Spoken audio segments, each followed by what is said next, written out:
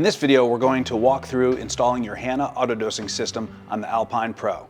Take your time with this process. It is not a race. We want a clean, careful install that will serve you for a long time. You're going to start by unpacking the Alpine Pro and placing it in its final position, with the vent side oriented correctly so the autodoser cabinet will line up on the right side of the equipment bay. Inside the packaging, you'll find two thick corrugated pads. These are designed to sit on top of the Chilly GOAT shell and give you a protected work surface while you work on the cabinet panel and the Hanna unit.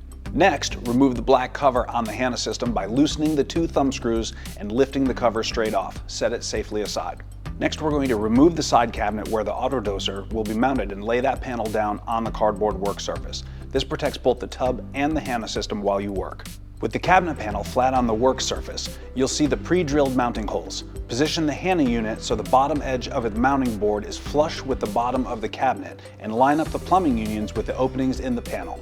Use the silver screws to attach the Hanna board to the cabinet. We've started the screws for you, and set your electric screwdriver to drill at a low torque setting. This is gentle work, not something to power through. Leave the longer black screws for later. Those will go into the frame once the cabinet is back on the tub. Once the Hanna system is mounted to the panel, stand the panel up in front of the plumbing side of the Alpine Pro. The L of the cabinet acts as a little kickstand, and the chemical containers can also help support the panel while you work. We strongly recommend having two people here to make this step a little bit easier and safer. On the back of the Hanna unit, loosen the plumbing unions and carefully set them aside, keeping track of each O-ring. When you disconnect the existing return jet plumbing union on the Alpine, you'll also see an O-ring in that connection. You'll be making 3 union connections, one at the inlet connection feeding water to the Hanna unit, one at the outlet connection from the Hanna unit, and one at the cold tub return jet, sending water from the Hanna outlet back to the tub. You'll also route the probe cable and the power cable through the provided grommets.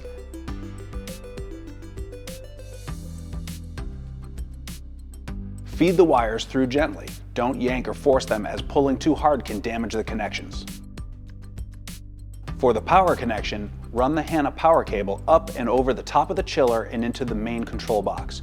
Remove the screws on the cover using a screwdriver. Inside, locate the wire channel clamp on the left side. Loosen and open the channel clamp so you can insert the power cord into an available channel. Connect the Hanna power leads to the open Y connector pigtail inside the box. Leave a little slack in the cord and then retighten the clamp and reinstall the control box cover.